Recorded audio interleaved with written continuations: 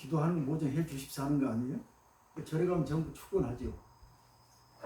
어떤 보살들은 축원 안 해주면 그 절도 아니라고 이렇게 얘기한 사람이고, 축원은 또 일일이 스님이 다 자기 주소하고 가족 이름 전부 불러줘야 되는 것처럼 이렇게 또 얘기하는 사람이 있고, 막 있어. 그럼 이제 스님이 불러줘야 이게 효과가 있을 것 같고, 자기 식구를 하면 없을 것 같고 그래. 이런 것들을 지금 다시 한번 우리가 살펴볼 때가 됐다 지금 그 말이에요. 여기 지금 축원문에 보면은 제일 먼저 뭐가 나오냐면은 병이 없게 해달라고 해요. 우리가 지금 살 만큼 살았으니까 제일 지금 화두가 뭐예요? 안 아프고 사는 게죠. 근데 이제 축원문에도 옛날이나 지금 이 축원문이 한참 뭐 조선시대 때나 만들었을 텐데, 그때도 안 아프게 사는 것이 제일 큰 일이거든요. 이건 축원 차례 가면 안 아프게 해달라고. 그 다음에는 자손 창사, 새끼들 자라게 해달라고. 뭐 그 얘기예요. 그 다음에 부귀영화, 만사에. 부귀영화는 돈 잘 벌게 해달라는 소리 아니에요? 그리고 내가 뜻대로 하는 일 잘 되게 해달라고 이제 저리 와서 비는 거예요. 그리고 두 번째는 뭐냐면 이제 죽은 사람들, 영가들 좋은 세상으로 빨리 가게 이렇게 해달라고 하는 거예요. 지금 우리가 지금 생각하는 게 똑같은 거예요. 그리고 마지막에 이제 그 부처님이 공덕으로 깨달음을 얻어서 많은 중생들을 제도하는 보살도를 좀 행하게 해달라, 이렇게 이제 축원이 돼가는 거예요. 축원문 그러고 그 뒤편에 보면은 앞에 우리가 그 부처님한테 공양 올리는 거 했죠. 거기 보면은 시방 삼세 제망 차례 상주일체 불타야중 이 말이 있어요. 시방 삼세란 것은 뭐 우주 전체를 얘기하는 거예요. 그 다음에 제망 차례란 것은, 제망이란 건 뭐냐면은 얽히고 얽힌 그 구문망처럼 서로 연결되어 있는 걸 말해요. 제망. 뭐 그걸 인다라망이라고도 그러는데, 이제 옛날에 그 우주관을 보면은 우리 지구가 있고 지구에 이렇게 하늘에 금망처럼 이런 것들이 장식되어 있다 해가지고 이런 식으로 표현하는데, 이건 다른 뜻이 아니고 이 우주에 존재하는 모든 것들은 서로 연결되어 있다는 거예요. 그물처럼, 그물코처럼. 그래가지고 차례란 말은 그 넓은 바다에, 넓은 이 세상에 그 우주 그 그물이 전부 연결되어 있듯이 모든 만물이 전부 서로서 연결되어 있다는 것을 제망차례 이렇게 얘기하는 거고, 또 상주일체 불타야지 그랬는데, 상주일체란 것은 어디를 가나 그 말이에요. 시간적으로 상관없고 공간적으로 상관없고 어딜 가나 항상 있는 모든 부처님께 공양한다. 지금 이래, 지금 첫 귀절이 지금 이래요. 자, 그럼 이걸 좀 요약한다면 부처님은 어느 곳에나 지금 다 있다는 거예요. 시간과 장소, 어떤 상황 상관없이. 그래서 이 부분을 제가 이제 설명을 좀 해드리려고 하는 거예요. 이제 이렇게 얘기하니까 우리는 어때요? 부처님이 저 달나라에 계시고 저 우주 끝까지 어디 계시지 않은 곳이 없어. 그러니까 거기 계신 분은 어떻게 해야 돼? 기독교에서 말하는 신처럼 하나님처럼 무소불위로 모든 걸 다 해줘. 가서 엎드려서 아까 병 없게 해달라고 그러고 자손 잘 자라게 해달라고 해주면 이게 해줄 것 같아. 이런 식의 믿음을 가장 수준 낮은 믿음이라고 하는 거예요. 그걸 갖다가 기복신앙 잘 알죠? 기복신앙이란 뭐냐면은 자기가 원하는 것을 외부의 어떤 신적인 존재를 가상으로 해놓고 내가 그분한테 가서 믿어가지고 빌고 이제 공양도 갖다 바치고 해가지고 내가 원하는 거, 심중 소구소 내 마음속에 원하는 것을 전부 해달라고 하는 거예요. 이래서 이 축원문이 그런 내용이에요. 축원문이 이렇게 써있다 보니까 사람들 저래 가서 그러면 공양도 올리고 열심히 기도하면은 되리라 이렇게 생각합니다. 전부 그러죠. 이것도 하다 못해 육지까지 쫓아다니면서 무슨 저기 어디 기도처가 좋다면 별질 다 제껴놓고 가서 하고 오는 거예요. 그래야 되는 것처럼. 이것은 뭐라고 하냐면은 기복신앙이다 이렇게. 이것은 불자가 아니라도 누구나 전부 하고 있어요. 가령 이제 아니 그 뱃사람들이 바닷가에 갈 때 그냥 가나요? 돼지 머리다 잡아놓고 고사 지내고 가죠. 무당도 그냥 하는 거 전부 하고 있어요. 뭘 하고 있냐면은 심중소우소 자기가 원하는 것이 탈 없이 잘 되게 해달라는 거예요. 그러면 어느 곳이나 다 축원을 지금 하고 있는 거예요.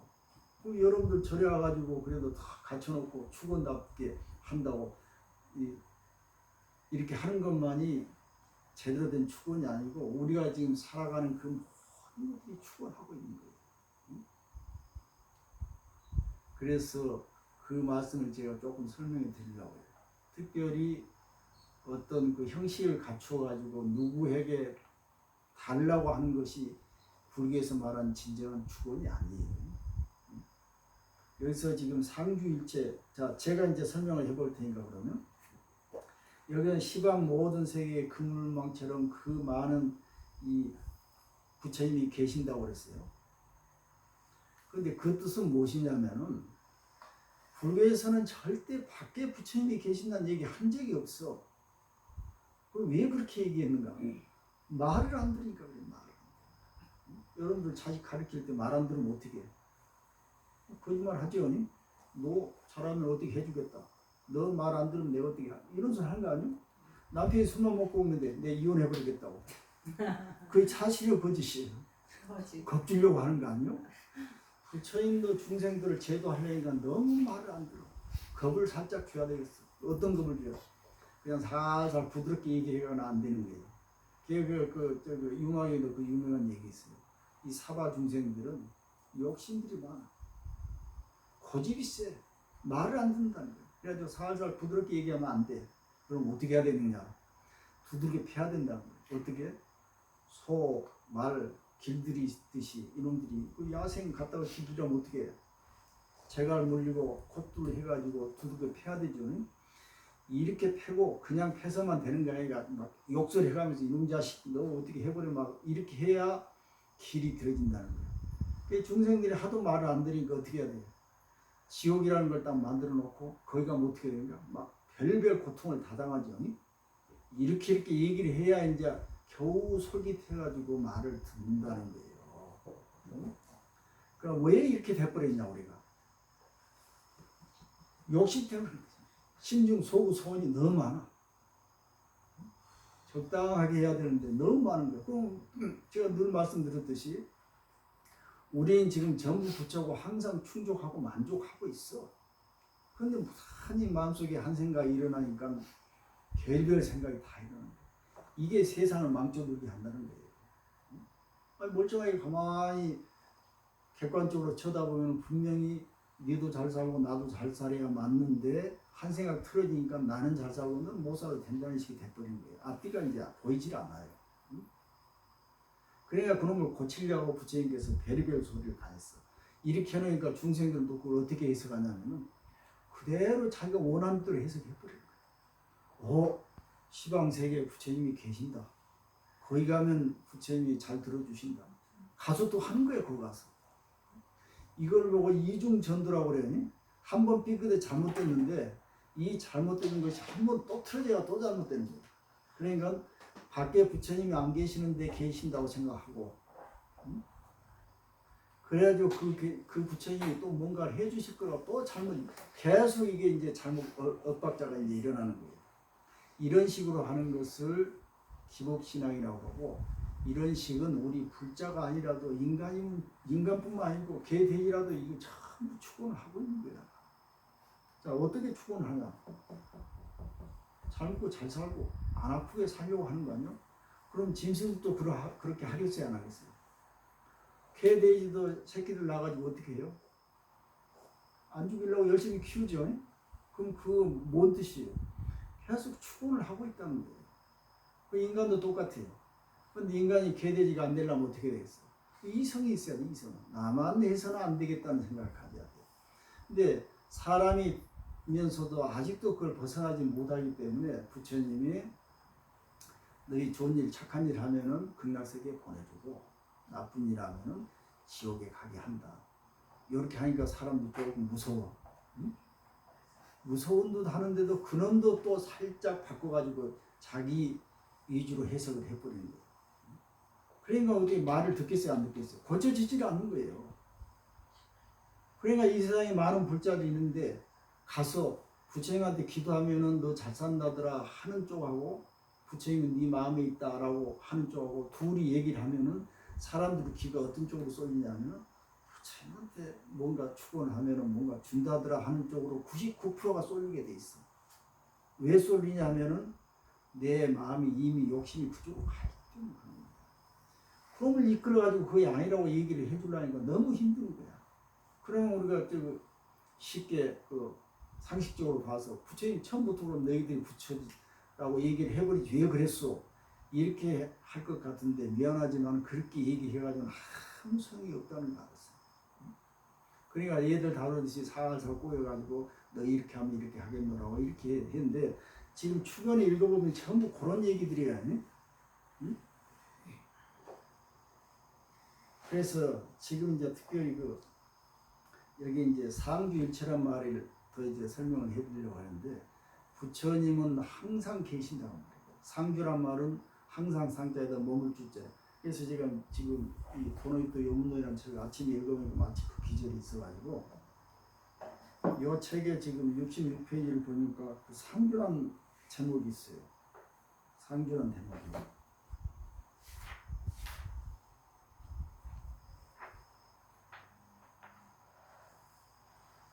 여기 이제 이 도노이토 요문노에는 이제 무슨 내용이냐면은 제가 한번 읽어볼게요. 그 내용을. 여기 이제 이 축원하고는 약간 다른 쪽의 얘기인데, 자 이제 어떤 사람이 묻기를 앉아 있을 때만 공부를 해야 합니까? 이렇게 묻는 거예요. 그럼 또 이 말을 바꿔보면은 부처님한테 절에 가서 부처님한테만 축원을 해야 합니까? 여기가 똑같은 거예요. 우리가 공부한다면 어때요, 여러분들?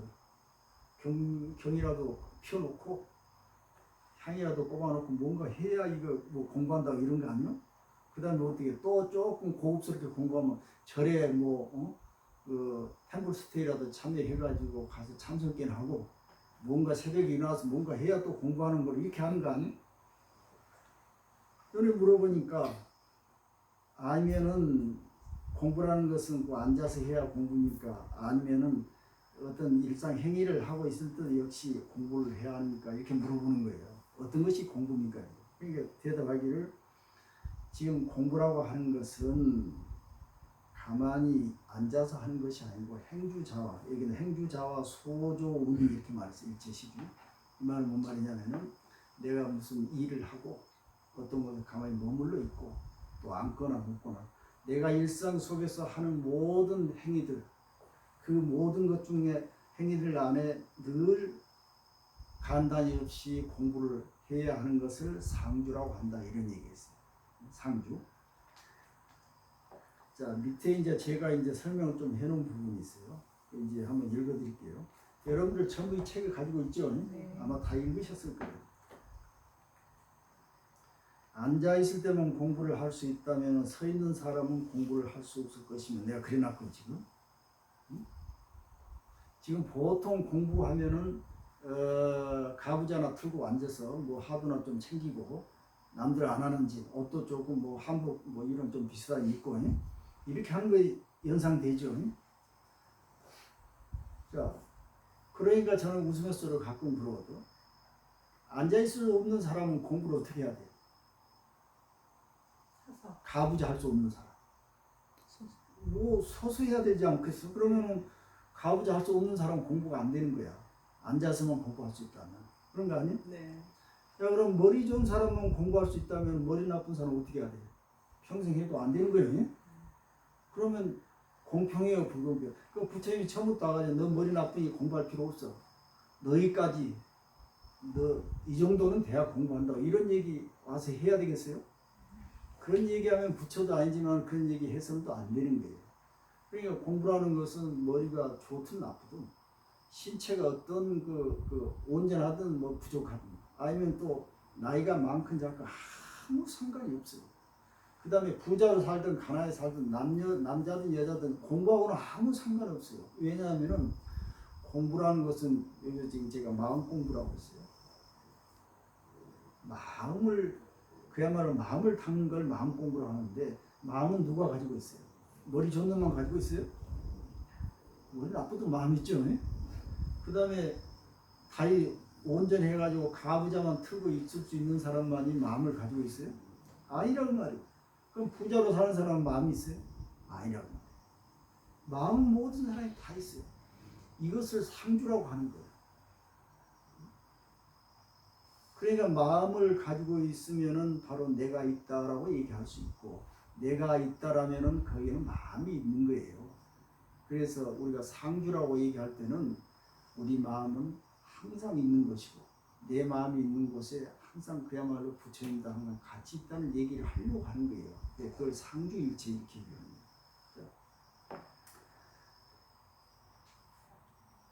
조용한 곳에서만 공부를 할 수 있다면 시끄러운 도시에 사는 사람들은 공부를 할 수 없을 것이다. 그렇죠?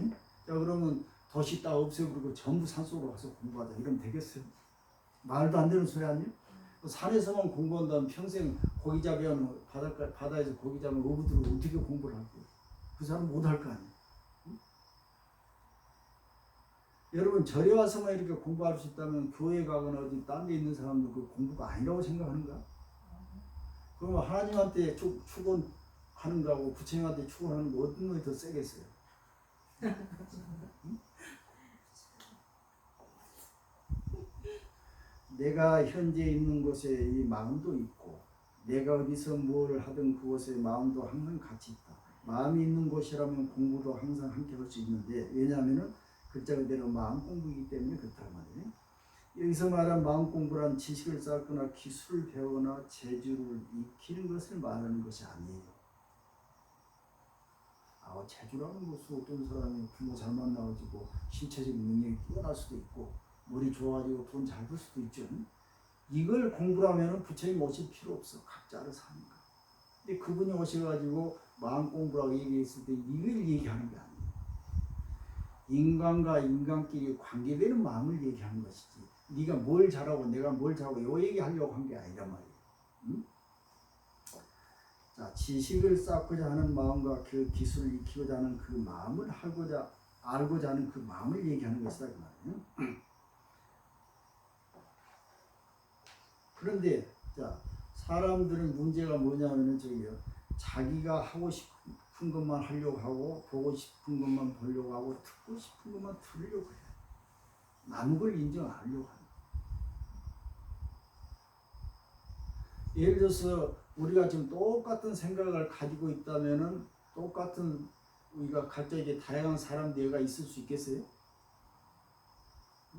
여기 계신 분들 한 20분 되는데 20분의 생각이 있고 20분의 세계가 따로 지금 있는 거예요.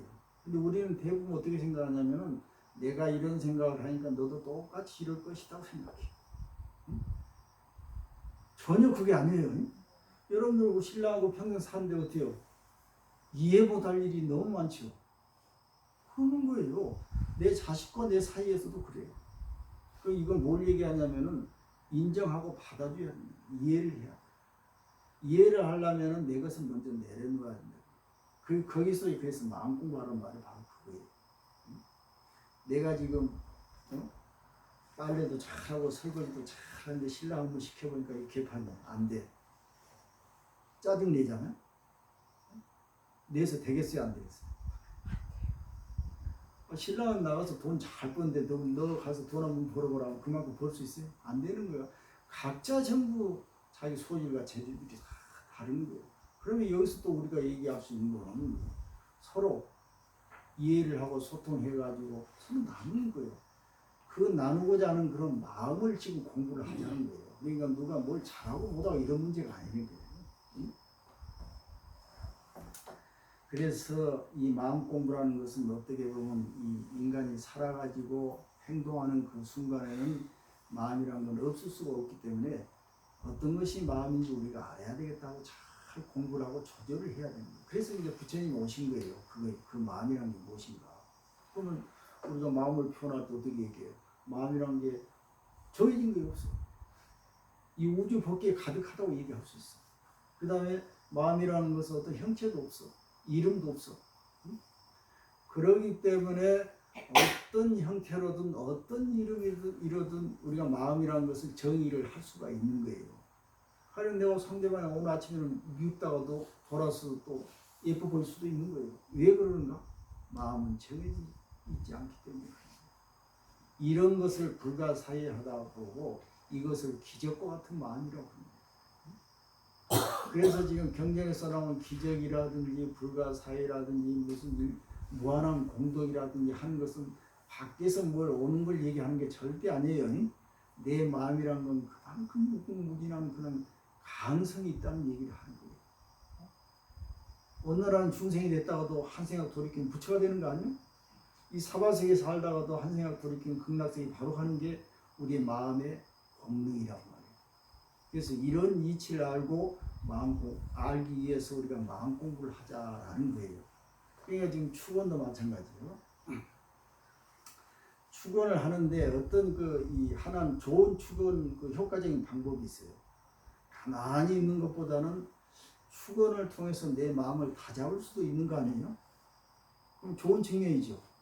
아무 생각 없이 밖에 있는 것보다는 부처님의 형상이라도 보고 저분을 향해서 이렇게 정성스러운 마음을 올리면은 뭔가 해줄 것이라는 생각. 이것도 결론은 내가 지금 모든 걸 만든 거예요. 실제로 저분이 해주신 것이 아니고 내가 저분을 통해서 내 스스로 만들어서 내 스스로 받는 거예요. 이것을 지혜라고 하는, 현명한 지혜라고 하는 거예요. 예. 보면 내가 부처니까 누구한테 절할 것도 없고 누구한테 의지할 것도 없다고 이렇게 얘기하면은 맞는 소리지만은 미안하지만 우리 인간은 좀 나약해. 응? 그렇기 때문에 뭔가 힘들 때는 의지하고 싶어. 그럼 무작정 가서 의지해야 되겠나? 그게 아니고 내가 현명하게 의지처를 만들어 가는 거예요. 그 의지처 중에 하나가 형상으로 나타난 부처님인데 저 부처님보다도 더 한 단계 고급스러운 의지처는 뭐냐면 주변을 의지하는 거예요. 더 들어가면은 내 마음이 약하고 외롭기 때문에 너도 그럴 것이다 하고 서로 공감을 하는 거예요. 그래서 거기서 힘을 얻는 거예요. 또 우리 오늘 가정에서 제일 가까운 사람이 누구예요? 신랑 자식들 아니에요? 그 사람들끼리 서로 의지하고 그 가정이 중요하다는 게 그거예요. 가정이 깨지면 밖에서 아무것도 되질 않아. 내가 가정을 튼실하게 내 의지를 단단히 해가지고 그 가정 만나서 사회가 이루어지고 이래서 우리가 삶이 돌아가는 거 아니에요? 그러니까 이런 식으로 보면은 이 우리가 24시간 또는 평생 하는 모든 것들이 부처님의 행위예요. 마음에서 일어나는 행위 아니에요? 그래서 그걸 부처님이라고 그러고 부처님은 24시간 동안 하지 않는 것이 없으신 거예요. 마음대로는 못 심지 않는 거예요. 여러분 못할 게 뭐 있어? 수틀리면 안 하면 되는 거 아니야? 기분 좋은 거 하루 종일 땀 뻘뻘 흘리고 가서 하는 거고 이거 어떤 놈이 그렇게 시키는 거예요? 그냥 신명 나가지고 기분 좋을 때는 하루 종일 해도 피곤하지 않죠? 수틀리면 어때요? 쳐다만 봐도 싫은 거 아니야? 누가 이놈을 만들어? 자기 많이 만들어. 그래서 마음의 특성이라는 게 이렇게 생겼다는 걸 우리가 잘 알고 이놈을 내가 적극적으로 또는 주동적으로 이놈을 잘 다스려서 삶을 좋은 방향으로 이끌어 가자라는 것이 부처님 말씀입니다. 그래 자기는 이게 마음이 무엇인지도 모르고 무작정 밖에만 쫓아다니면서 달라가면 죽을 것이다 이런 식으로 어리석게 해서는 안 된다는 거예요.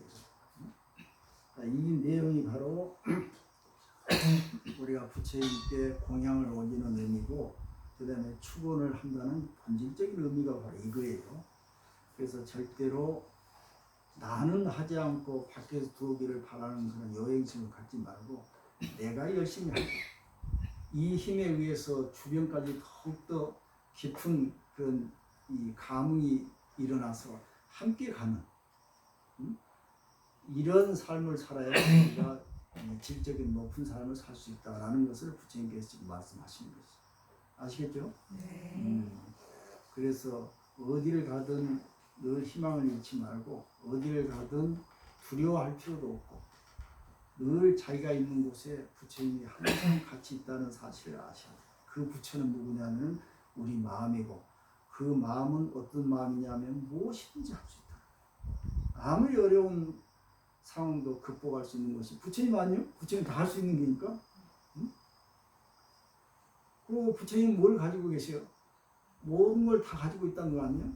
그러니까 얼마든지 누구한테 내가 물론 밖으로 어떤 이 물질적으로 내가 풍부하지 못한 것 같지만은 내 마음속에 부처님 같은 무궁무진한 그런 보물이 있어. 누구에게 남에게 보시하고 나눠줄 만한 그런 보물들이 무궁무진하게 있는 거예요.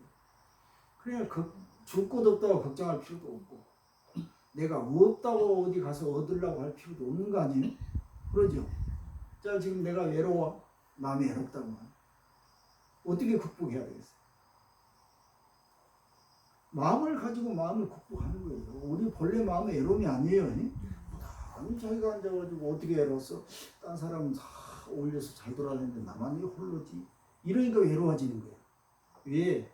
그것을 괜히 남들 보고 비교하니까 내가 외로워지는데 사실 다 끊어버리고 혼자 놓고 보면은 외로울 것도 없었다고 말이에요. 응? 걱정할 것도 없고. 자, 이렇게 한다면은 우리가 상주, 제재, 첫째, 내가 어디 가든 무엇을 하든 항상 부처님이 계시고, 부처님이 계신 곳은 밝은 인생이 삶이 우리를 기다리고 있는 거 아니에요? 이렇게 된다는 거예요. 이해를 하셨죠? 네. 예. 그다음에 이제 출근에서도 얘기했다시피 나이가 들고 하니까 건강 문제가 제일 먼저 나와요. 관심이. 건강들 하시는데 이 건강에 가장 이 나쁜 해를 미치는 것이 아까 말한 결국 그것도 욕심이에요. 마음 공부를 안 해서 그렇다는 거예요. 이쯤 되면 우리가 욕심도 내려놓고 그냥 편안하게 이렇게 살아야 되는 거예요. 그래서 육신도 자주 움직여 줘야 되지만 마음이 한 곳에 맺히지 않게 잘 풀어줘야 돼요. 그러니까 몸과 마음을 잘 풀어줘야 우리 몸에 병이 안 생긴다. 삶이 밝아진다. 자, 오늘 본문